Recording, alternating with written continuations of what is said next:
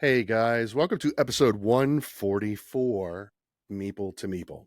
Now, I'm really excited because today we're starting a series that I've kind of been hinting at for a while now. 2025 has been a tumultuous year, to say the least, and you've heard me talk about the one thing that is so great is our community. So, I'm going to feature a series where each week we're going to focus on, and I'm going to have a conversation with a content creator from across the globe, across all gender identities, sexualities, races, and levels of experience. Today, to launch the series, I am so fortunate to have a content creator who has lots of experience in her own right and is a force of nature, Banzinator. Banz, thanks for joining. Hey, thank you so much for having me. I'm so excited. I didn't know this was your very first episode of this series. That's so cool. It is. It is. It just kind of worked out. You scheduled first, and I'm like, sweet. Well, it is an honor to start the Thank series you. off, and I'm so excited to talk about board games and the industry Yeah. and just what's coming up in the future Yeah. for board games. Well, I appreciate you being on. Thank you so much. And like I said in communications before, it's like I'm really a firm believer in the intimacy of the shared experience at the table. And I'm trying to build community, nurture community, and do it any way that I can. Right. And you have a voice. And I think it's great to have you on and launch this series. And just, we're going to talk about good things for the rest of the year. It's nothing but Yes, good things. all the victory points. Yes, yes. I don't get too many in my household. We'll take them when we can. We will. We will. Yes, absolutely. So let me ask you. I have a couple of brief questions to line up. I wanted to start by talking about how you got into gaming, both gaming and the gaming hobby, right? So it's kind of a twofold. So, what was your first board game you ever played as a child? The first board game I ever played as a child was called Mensch ärgere dich nicht, and it's a German Oh, board game that is a little bit like Sorry okay, in the American language. right. So if you've played Sorry, you go around the board and you try to make it to your home base and line everything up. Pretty sure that's how that one works. I haven't played That Sorry in a really long time. no, no, but I believe that's how it goes. Okay, so it's like the same game but German, and it's like a really, really old game, and my great aunt had it in her closet, Ah. and so whenever I'd come visit, she'd pull out the game, and I actually, like, most of the time just played by myself. So but that was my very first board game growing up, and it was also red, and that's my favorite color, so you can guess what favorite meeple color I have. Oh, It's gonna be yeah. red, if I You can know, get it. yep. That was going to be my next question. What was your favorite color to play? Thanks. I didn't know that, but that's awesome. So, what about like the modern gaming hobby? What was the first game that got you into what we call in the community the modern hobby? It is the Castles of Burgundy. Really? That was my first hobby board game. Wow. So, when did you first play Castles of Burgundy? Ooh, I think it was 2015, Okay. All right. maybe. I think it Okay. was 2015. It could have been 2014, but if it was towards the end of 2014. Okay. I'm Well, pretty sure. lucky for you, this isn't a quiz. You won't be graded. There are no Yeah, wrong answers. I would have to really like figure it out because cuz I'm pretty sure I wasn't in school at the time. Okay. So that's why I'm like, okay, I need to remember that. And my friend invited me over to their like duplex Yeah. and they fed us dinner, like a whole bunch of us. They fed us dinner and we played games and that was the very first game I'd played and they're like, Okay. this is a board game. And I was like, okay, I've never heard of this board game. And they're like, it's Castles of Burgundy. And that's how I played it. It was a 2011 edition, the That original. Oh, that's crazy. So, okay, as someone who has been famous for not liking Castles of Burgundy, can you tell me what was it that you liked about it? You know, I really liked that there was different options on the hexes. Yeah, So there was like a lot of different pictures. And growing up, I actually grew up playing a lot of card games. So sure. I'm a regular card gamer my entire life. So the fact that there was, cards can be really colorful and expressive. But a Yeah. lot of board games growing up weren't like that. They were solid colors, or they had like one goal and that was it. And Yeah. it was all like based on the die. And so here was this board game with different pictures on hexes that did different things depending on what the picture was. And you didn't just roll dice, you could use things to manipulate the dice to be able to do what you Right. wanted. And that combination of things opened up my brain. I had never played a strategic board game before, and it wasn't based on luck. And I was really blown away, and I was so excited that there was a game out there that piqued my interest, Right. but didn't have a homework deadline or wasn't a test. So it was actually fun. Right. So it's great because that game has gotten so much longevity. And do you have the big fancy? I do. It's right You behind do? me. It's right there. Oh, look at that. I will admit Yep. it's quite beautiful. I mean, it's a pretty game, but I'm not sold. I'm not That's sold on okay. it. I have a really good friend and he doesn't like Castle Burgundy either. I'm like, that's fine. The problem is that my wife loves this game and I just hated it. She says it's because I lost this game all the time. And I mean, I don't think I'm that petty. Um, Well, losing a game over and over, whether you're petty or not, it does decrease like a love for a game. I have felt the same way about many games and different types of mechanics and everything. I just avoid because I never win them and it's just not fun for me. And I'd rather play games that I'm better at than games that I absolutely suck at and I'm supposed to like just have a smile on my face. Like, okay, like why am I choosing to do that with my free time? Like play games that you that enjoy. is fair. That is totally fair. I think though, as I grew up, I used to be obsessed with winning and I was a terrible winner, right? Mm. I was There can not, be terrible winners and terrible yeah, losers. Yeah. yeah. Yeah. I was both. I was both. If I'm being honest, and of course this is back many, many, many years ago. No, it's been a long time. But as I've grown up, I've really gotten into the shared experience at the table, and I do just want to have fun. Not to say I don't want to win. I'm not going to purposely throw a game, but as long as I'm having a good time, and that I guess as a play tester, that happens all the time, right? Is I really enjoyed your game despite my losing, right? Talk with designers about that all the time. It's like you lost the game, but you still loved it. So that's Yes. that's That's a good just sign. interesting. So how about do you have a favorite board game mechanic? I have a couple favorite board game mechanics, or just I have. How about a right now favorite? Make it a little mm, easier. No? I don't. I can tell you board game mechanics that I like. I Yeah. like I like worker placement Uh-huh. because my favorite genre of board games are Euro strategic, and most of them have worker placement. I like set collection. I'm not the best at set collection though. I like contract fulfillment just because they're usually secret and it Yeah. gives me something to work on. And I can't even think of other mechanics right now. That's I guess that is worker perfectly placement. okay. Do you have a favorite worker placement of all time or a favorite that you enjoy right now? I really like Rajas of the Ganges. So using the dice to be able to do things, Mhm. and worker placement is basically that game. I really, really love it. That's like I think that's my number 4 favorite game of all time. Wow. Okay. So I am probably ashamed even to say closer. I've not played Rogers yet. Rajas is a game that you should try to play as soon as possible. There Okay. is a downside to that game though. The dice are hard to see if you can't see colors, if you're impacted by color blindness, Mhm. then Mm. then it's going to not be the best game. And I really, really hope that they do a second printing or a reprint of the game with better dice because Mm. even for me, like I have a hard time seeing the differences between brown and orange and yellow, Okay. and sometimes I have a hard time seeing the difference between blues and blacks. So even for me, like I'm like this could be better. Mm. And yeah, yeah. So, but if you play in a bright room, then it will be fine. And I think it's still playable, but I can't speak for everyone. That's good to know. That is good to know. I've been wanting to, for a really long time, I've been wanting to do an episode where we talk about that very thing.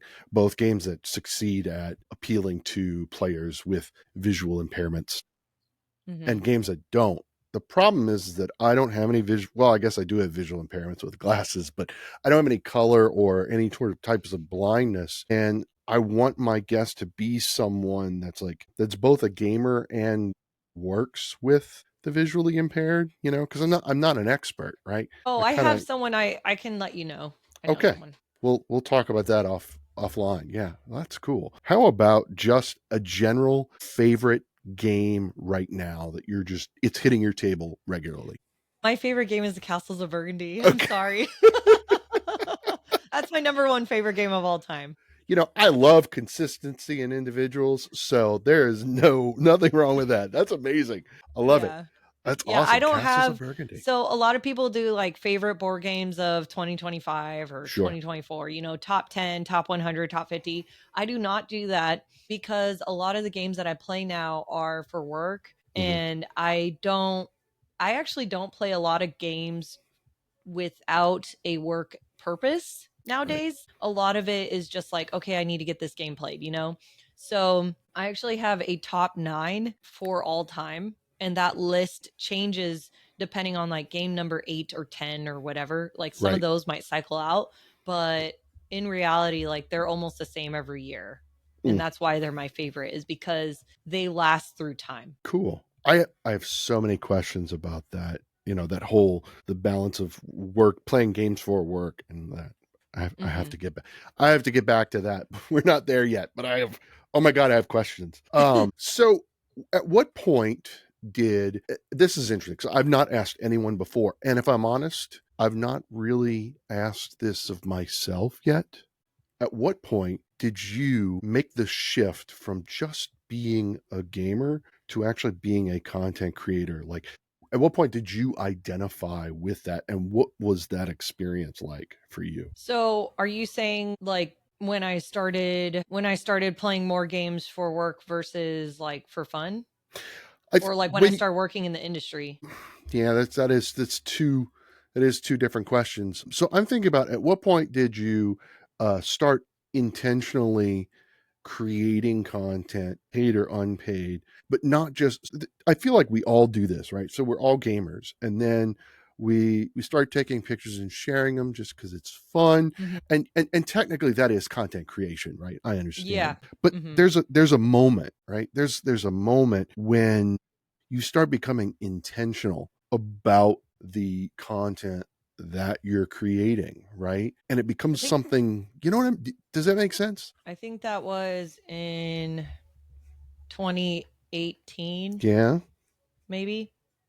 I want to say What 2018. so what was going on? Like, at what point did you. So my degree is in public relations, Okay. and I in public relations, you take a lot of communication classes and everything like that, and social media was definitely booming around then. And I had an Instagram account and I Mhm. noticed that there wasn't any board game content on Instagram. And so I told my friend who had a lot of board games and I said, we need to start doing this because we'd get in early. And so my focus was like connecting with an audience for a niche and being able to grow a platform based on being like one of the only people on that platform. So I started an Instagram account just for board games that night and we picked the name and I started it, and that's how it actually like blew up. It was really really good, and it was not Bonzinator, it was something else. And then later on when COVID happened, all Mhm. of us were doing our own thing, and I was like, I need to start my own thing without Yeah. anyone else. And so that's when I started Bonzinator and I started streaming, and it had nothing to do with board games because I was playing Animal Crossing. And so then I had maybe like 7 games in my collection in 2020, Wow. and maybe 11, I don't remember. They all fit in like one little calyx cube. And Yeah. then over 9 months in 2020, I was saving up all my money for a PC, and I was able to build my own PC in December of 2020. It was really hard to buy parts, Hmm. and I had to buy a lot of them during Black Friday. Learn how to put it together because buying Yeah. a computer was just ridiculous. It was like very overpriced, but so was each individual part. So I was just trying to figure out what to do. And then January, I started streaming with an actual computer. It was my first PC since 2004. And my community gave me money to buy a camera, which is the one I'm using right now, actually, 5 years later. Wow. It's an amazing camera. So I started streaming with a computer. And then over time, pretty soon after, I got an overhead camera, and it was a cheaper one. I've definitely upgraded since then, and I really love the camera that I have right now. And then that's when I started doing more board game stuff. I then got hired by a company. They found me because of Twitch. I got hired to do management. I guess you're getting the whole story now. I don't know. I love it. This is what I wanted. So I got hired to manage 5 different board game stores across the US because, that was my degree. I can do all that. And so I worked with my friends who was a graphic designer and an artist.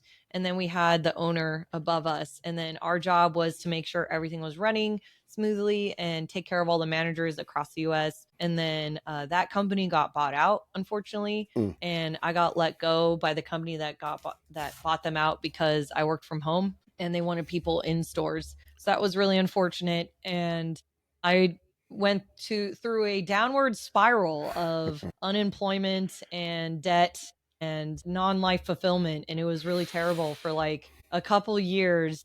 And I finally that's when I really started being like, okay, I now have these games. I have worked in this industry. I'm still streaming the whole time, by the way. I'm Okay. like streaming Monday to Friday. I streamed like 80 hours a month. And I'm like, okay, like, what am I going to be doing? I don't think I should do full time streaming. It's just not enough money. I don't know what to do. Do I just like quit the gaming scene altogether and try to get other jobs? It was really hard getting other Mm. jobs. So I just got more and more into credit card debt, and it was awful and depressing. Then I got hired by another company in the board gaming industry, and it relieved my stress for several months, but I got fired. And it was Ugh. a really terrible firing. It was awful. I was like in shock. I wasn't Mm. expecting it. I felt like I didn't deserve that. I am a very hard worker, and like I think I'm still healing from that injury. It did put me on unemployment for several months, but unemployment in the state of California is actually like really bad. Mm. I didn't, that's when I was like trying to like get sponsored streams and just trying to like do anything I could to make money without just like moving away from the industry altogether and just getting Right. another office job, because I've worked a lot of office jobs and all that. I'm like, well, I could go back to that, but I've worked retail. Yep. I've done pool cleaning. I can do pool cleaning. I've done Oh yard yeah. work. Like I could do basically anything to, I'm a hard worker, just got to pay my bills at the end of the day. And so my unemployment ran out like around January 2025 this year. Oh And that's when I wow. made the leap to officially go full-time freelance. I've had my LLC for a couple years now. That wasn't like anything new. So I already have my own business and everything. It's just not a profitable business. And at the end of January 2025 this year, I jumped full-time into freelance, and every single month I've been able to pay my rent on time. I've been able to pay all my bills, and I have slowly chipped away at my credit card debt that obviously I was, suffering from for quite a while, but it is going down. I am still doing it, and I am still freelance. And if at any moment I'm like, you know what, I can't pay my rent this month, that is my sign that I either got to Mm. change something or I got to go back to, working an 8 to 5. Right. So far, we're already in October, and I've been able to make it. I've been able to make it happen. Of course, I want to keep on growing. I want to make more money, obviously. I don't want to be in this position where every single month I'm like, well, if I can't pay rent, guess I got to go get a job. Like, I don't want to live like that. Right. No, I get it. But yeah, but like I've been able to do it so far. In around January 18, I don't remember the exact day, I'll have to check, of next year will be one full year of working in the industry as my own business in board games. Wow. So Wow. So that's both terrifying and way to go at the same thank you. time. You just took me on a roller coaster ride. Whew, man. I I'm saved you I'm from asking questions about you, that. you did. And I cannot thank you enough for your honesty. You really that was just eye-opening, which is going to lead to more questions, of course. So it sounds like you've been doing this since 2018. 15 is about when you were started Well, content creating, yeah, like, content creating, not with working in intention. it. So my question, and this is the one I wanted to ask you earlier, but I had to table it. So now you're playing board games for your work, Mhm. right? How do you maintain your joy in playing board games when it's like you have to? So you don't get to I play. Yeah. No, I only do stuff I wanna do. Okay. I never do stuff I don't wanna do because, I think that's the pros of owning your own business and doing your Yeah. own stuff is if you really don't like something, just don't do it. Like, I've never had a problem doing some I've actually never run into a board game where I'm like, "I hate this so much, I need to walk away." That's never happened to me. I love what I do. I Hmm. love every day of it, and I love board games even though I don't like a lot of board games Right. and a lot of them suck, but it doesn't mean that I'm like I regret what I'm doing right now. Like I've Yeah. never had that because I don't know, like I just like games. I like gaming. Sure, sure. No, I could see that. I guess I'm thinking about, so what I'm thinking about is what happens when you have someone approaches you, designer, publisher, or whatever entity. They want you to create content and promote a game, and then you get a review copy or whatever the process is for you, and the game is terrible. Mhm. How do you navigate those difficulties, or maybe you don't experience that very I don't often? know. I think I just try to find something good about it and then Yeah. lock on to that and not focus on anything else. One thing I am very clear to my audience is I don't do reviews. Hmm. So you're never really I showcase games. So I look at it from a different perspective. So even though like I might think a game sucks, for example, like it is unfinished, needs a ton of work, which Sure. honestly hasn't happened to me quite like recently because I turn down party games, I turn down drinking games and Sure. usually I only work with people who are about to launch their game on a crowdfunding platform. So their game is pretty much done at that point. Right. So, I haven't had that problem very much this year. But if there is a game that I don't necessarily like or I personally would not back, I just try to focus on something positive about it because just because a game isn't for me doesn't mean someone else isn't going to like it. Right. Most of these games do fund successfully on Kickstarter and they get good reviews from regular consumers, not necessarily professional like people in the industry. Right. So, a regular person walking down the street might love this party game that is currently still in Barnes and Noble and I have no idea why it still exists because it was absolutely horrible and I told the company they need to delete this game off the face of the planet. Like, I don't know how that game it still exists and it's still there in Barnes and Noble years later. I'm like, this game is awful. I tell everyone around me, don't buy that game. It's like the worst game ever. It's still in existence. People are still buying it. They still like it. So, if I get a game that I really don't like, then I showcase what the game is.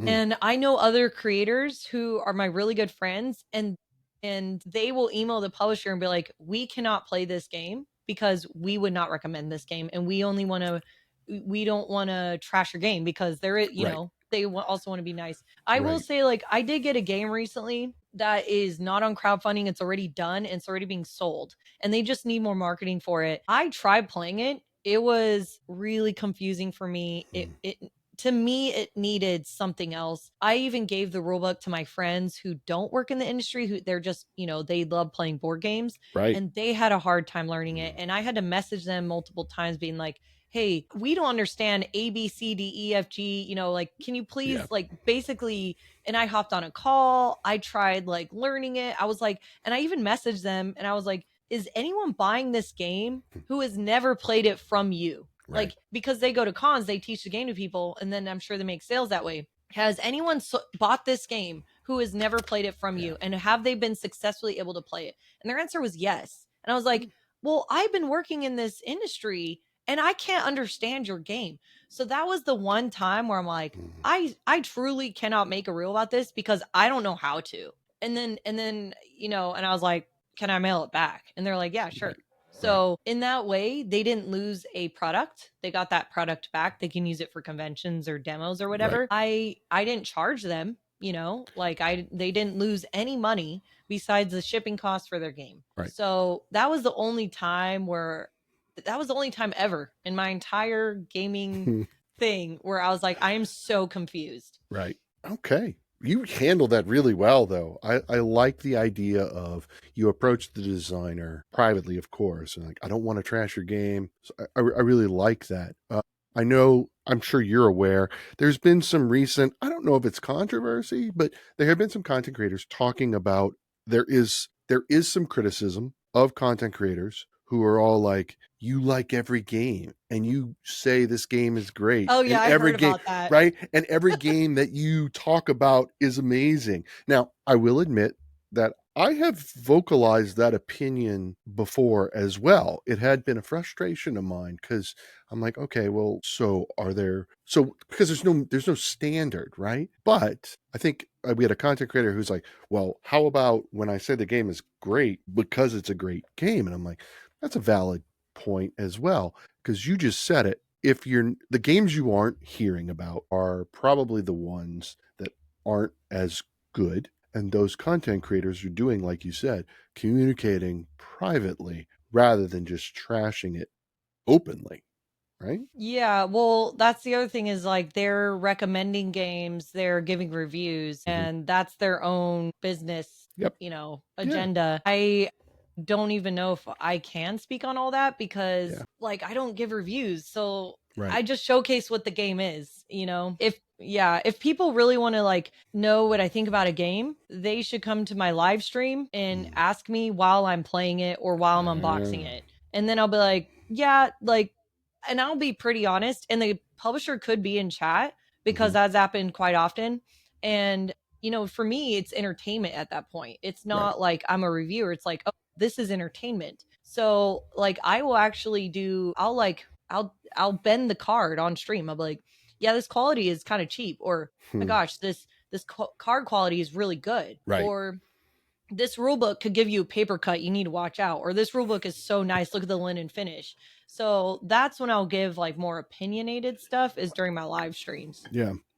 I oftentimes run into this similar situation because I don't do reviews either, right?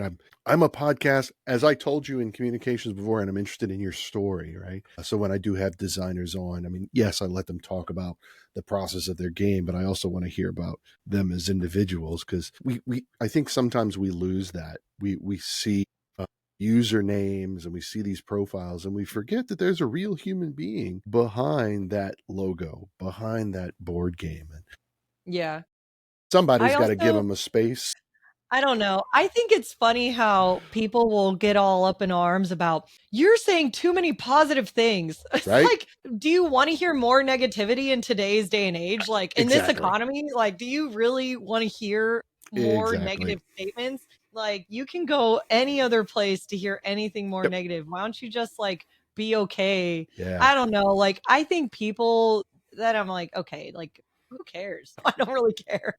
I mean, Like, I will say there's a ton of content creators who will recommend games that I absolutely cannot stand, and I'm like, "I don't trust your reviews because mm, you like a completely different style of games than I do."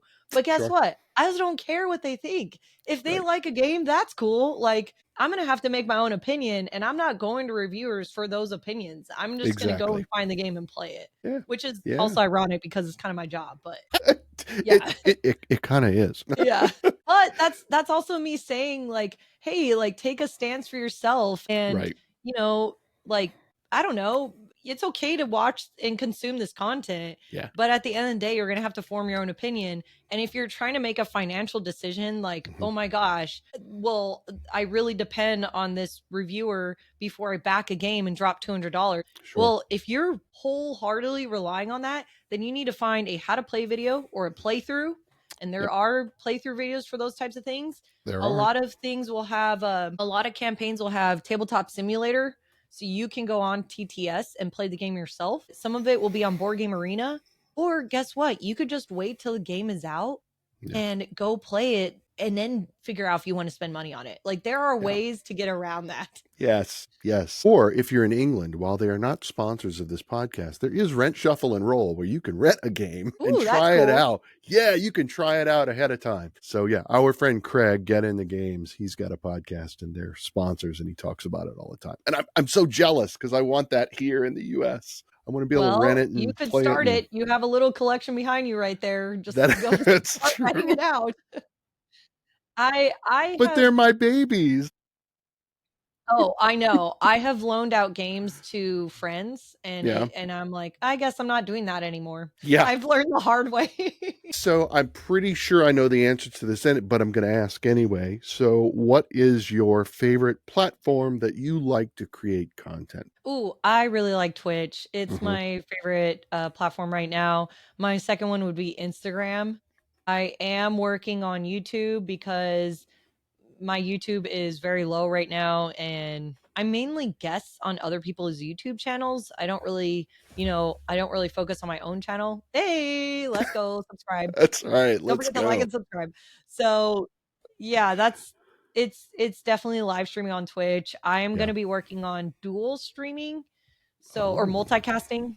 oh, So, live streaming on both Twitch okay. and YouTube at the same time. I have to admit, I'm a little terrified of that. Oh, so am I. That's why I haven't started. Yeah. I've thought about it, but I don't have enough followers and subscribers yet. So I'm like, I'm Yeah, good. I'm yeah, good. I don't know, like, sometimes you just gotta start, and then Yeah. that's how you'll get more followers and subscribers. You Yeah. just gotta start doing it, but Yeah. who am I to That say it is when I haven't fair. done it myself? But you're going to soon, and I'm going to, you've yep. got, yeah. So what do you say to content creators, whether they're just starting out or they've been at it for a long time, who really seem to focus on the numbers, the number of followers, the number of subscribers? Like, Mhm. you know, Yeah, all that is what's your super take on that? important. Yeah, so I really like analytics. I like Hmm. looking at all those types of things. While you're creating content, and I'll just take a live stream for example, you can actually see how many viewers you get as you're streaming, or you can toggle that off. I suggest to streamers like turn that off while you're streaming because it can be really discouraging or it can actually change the way you're presenting yourself depending Oh, on the number count. sure. And then after stream, look at the numbers, figure out when your best moments were, and then work on your next stream based on those facts. And then during that next stream, turn those, toggle that view off. Don't look at what's going on because Mm, at the end of the day, it can really affect someone's mood based yeah. on numbers, and Yep. that can be really really hard on people, and it can be hard on me too, and it's not a good situation. So I think people should always work on making their numbers grow, Hmm. and at and also you need to think about how to make your content better, Right. and that's just part of business honestly. Like if you don't ever look at numbers, then your goal is different than mine. Right. Right. Oh yeah. I have had to learn that the hard way. Data analytics, they're important, Yeah. but sometimes I get a little distracted. I get a little discouraged when I don't see the Mhm. numbers move. Yeah. I also don't know personally how to set reasonable goals for myself. Like, okay, so our YouTube channel is going to be a year old tomorrow, and we have 120 subscribers. Our goal was 100, so we went over that. That's Nice. cool. But what should my expectation be, right? My next goal is 1,000 for next year. Maybe that's too high, or maybe that's too low, right? Like, how, Yeah, so that's really hard. I will say like for me, my goal, so it's a learning process and I don't have the exact answer for this. I just have some insight about what you can do to change your mindset but still achieve those numbers, and that is to change your goal. And it's I'll take money for example. If your goal is to say I want to have $1,000 in my bank account, that's not a goal. That is a result. You mhm, need to change your goal. Your goal should be I'm going to apply for 10 jobs a day. And then once I get that job, I'm going to work on doing the best that I can. And maybe you get a promotion during that job, or maybe you get a raise after 6 months. And then the result is you having $1,000 in your bank account. So you need uh-huh, to change that mindset. So for me, like I'm not Twitch partner and I feel like I deserve Twitch partner. I feel like I should be Twitch partner, but I have not met those qualifications. So instead of me being discouraged and being like, I suck as a person because I'm not Twitch partner and I've never been able to achieve that goal, yeah, my goal is create better content that's more entertaining for my viewers that I sure, also enjoy making, yep. and the result will be higher viewership which will turn into partner down the line. So, what do you think that we can do, podcasters like myself, content creators Mhm. like you? I mean, because we say content creator, but there's so many different. We come in all shapes and sizes and forms and Yeah. everything, right? Like personally, I don't. see myself, I don't identify as a content creator, right? I identify as a podcaster, Mhm. but I am creating content. So, okay. Yep. I'm a content creator with a different goal, right? It's it's about survival. So That's true. if you are an artist, it's really hard to get work unless you create content, which is unfortunate True. for a lot of artists because their quality can be measured by their followers and not their actual talent. Yeah. So it's really unfortunate that that's just how today works. Yeah. When it comes to us as people in this industry and this hobby, we need to focus on creating content to get eyes on what we do. And a lot of that is through short form content. Yeah. And what you can do is, for example, your snippets of your podcast and just push those out. They might get really low viewership. Well, what else can you do to push people towards your podcast? And Yeah. that's when you have to get into like advertising and like different marketing ideas. And Sure. sometimes you have to do something that isn't a podcast just so people will start going towards your podcast. And so, like, for example, if I showcase a game on Instagram, that might push people towards my live stream where I'm playing a video game. I don't know. That's Yeah. how it works. So this leads to my question. What can we do as content creators in the community to support one another, right? Mhm. In such a way that we all get measurable results, to your mind? A lot of there I don't know. I don't know Yeah. how we can all support each other besides just like liking and sharing and Yeah. I don't commenting, but I feel like that's just not as organic as people want that to be. It's true. If we're all at the end of the day, we are all just people trying to put food on the table and sometimes a board game on the table, you know? And so I guess we could all be kind towards each other. Yeah. That's I feel like that should be given though. Just Yeah. support each other, Yeah. stick up for each other. And I always say like just don't cause drama, don't get into drama. Like the whole I do remember the whole thing about like people saying that all the reviewers are only saying good stuff about games. And I just remember looking and be like, I really don't care. Like I just don't care. It's just not worth my time. Yeah. So I don't know. Just that's a great question, but I also think we might already be doing it, Hmm? like we are helping each other out. We're here for each other. Yeah. And a lot of times content creators will come together to play games that they need to cover. So, hey, I need to get this game. I need to get a reel about this game. Can you come over and help me play it real quick? Usually for me and what I do is I'll actually pay people to do that. So, and I don't do it often because I can't afford it. But there have been times, for example, I will hire my friend to live stream a game that is sponsored. So I'm getting paid to Oh, play this okay. game. I'm also paying my friend, no Mm. exceptions. And in my contract or the invoice, I make that clear like, oh, how many players do you want? Okay, my price will increase because this money is going to them. Oh, I see. Yeah. So there's no exceptions. And when they need to play the game beforehand, I will actually pay them either out of pocket or I'll bill differently, but usually it's just out of pocket. I will pay them per hour to learn the game and play it with me Okay. beforehand. And sometimes I even cover their gas depending. That's cool. I have said I would love to make a job where I just go around traveling the world and helping people play their board game backlogs. That'd be so Well, fun. yeah. So we did an episode, I think it was like 2023. We did an episode about the board game backlog, not the shelf of shame, right? There's no reason to shame yourself. We all have busy lives. We call it a board game backlog and just I like dedicate that. it to that. And I would love to Mhm. come to your house and just play a game that you have not yet played because you're so busy or Would you whatever. have to And learn it beforehand? not always, but Well, I would want you to it learn it helps, right? beforehand so that we don't waste time. Sure. And I could do Yeah. that. I can do that. Yeah, I could definitely do that. Sweet. I'll buy you an airplane ticket. No, I'm just kidding. Well, what you need to do is come out and stay with us for a few days before, like Gen Con, That's what it is. because we're a 3 hour drive to Gen Con. So you come stay with us for a 3 or 4 days, and then You know, we'll drive you to Gen Con. I did that a couple years ago. I went on a cabin board game trip with some friends and it was Yeah. outside of Gen Con area. I think it was in a different state. It was Yeah. in a different state. And then I stayed at their house and then we all drove to Gen Con together. And I Uh-huh. really, really loved it, but it made the trip super long. That was the only Sure. bad part. It That's was true. like Gen Con is already a long time, Yep. gone.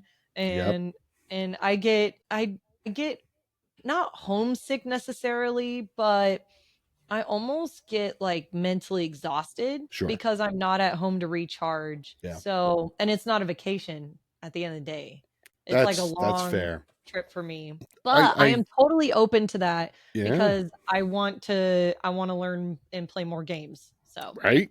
I mean, that's what we we'll wanna have to do. plan that for the future a future Gen Con Absolutely. year when you're going. Absolutely. Absolutely. Yes, you are always welcome. Or if you just wanna come on a weekend in the middle of March, that's okay too. Okay.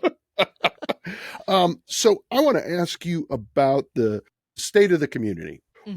What is one thing to your mind that the community just gets right? That we just do it, we all do it well, and you're so glad to be a part of it because we do that. Support each other, Yeah. honestly.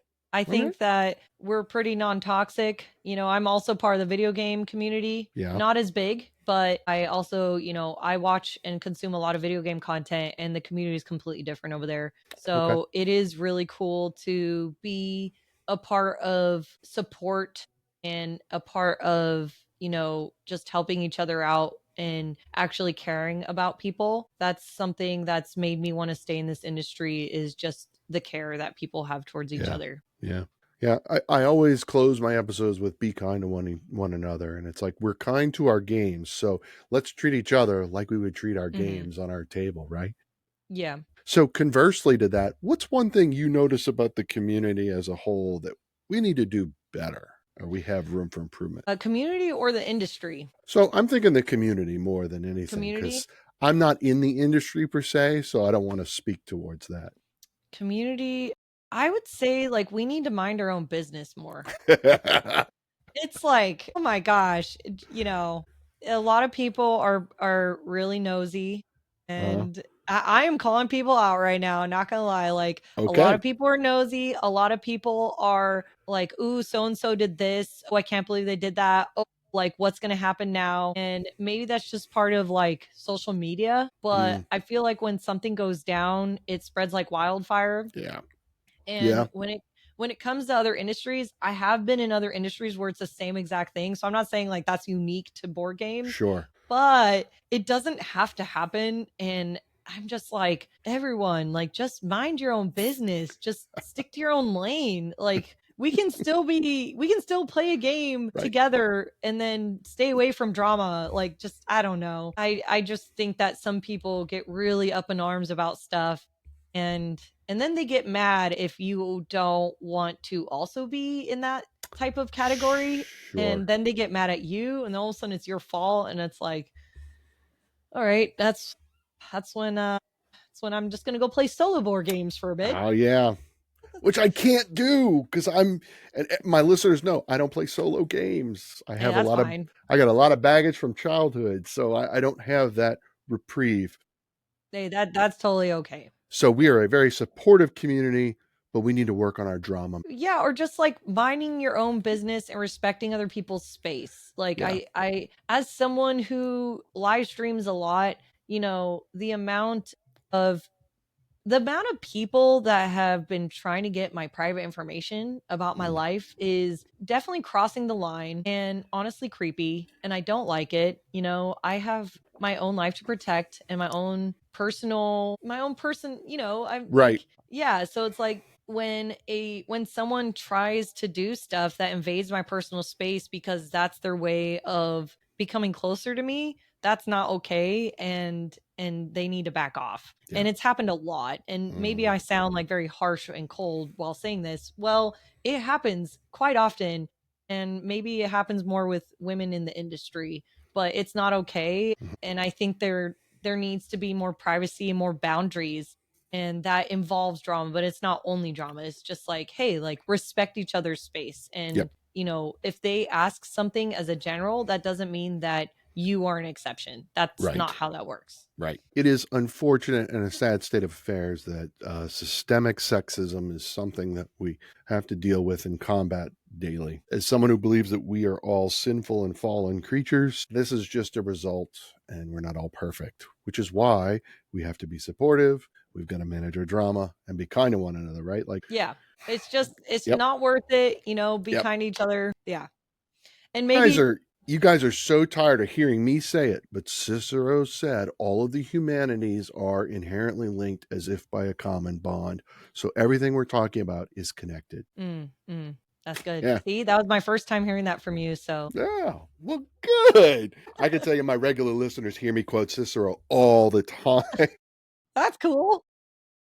Yeah. So yeah, thank you for that. So what do you see from where you're sitting, the future of the industry and our community, say the next 5 years? And 5 years, oh, man. I realize so it doesn't have to be 5 years. I realize that's a big ask because we're in the middle of tariffs, taxes, and trade wars and everything else. I get that.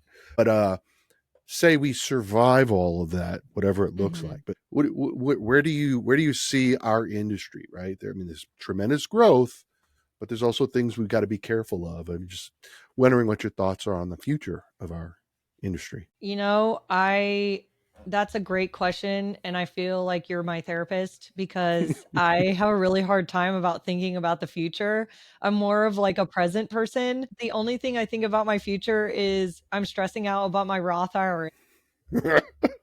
Like, that's the only thing I'm worried about in the future right now. It's like my Roth IRA. I got a will. So I have a Well, will good. and I have a Roth IRA. I have a Wow. 401k from my former jobs, and that's like Good. about it. Yep. So anything about like the board game industry in the future, I'm like, let's just hope I can fill my Roth IRA at the end of the day. Like, it's been rough. Like, Yep.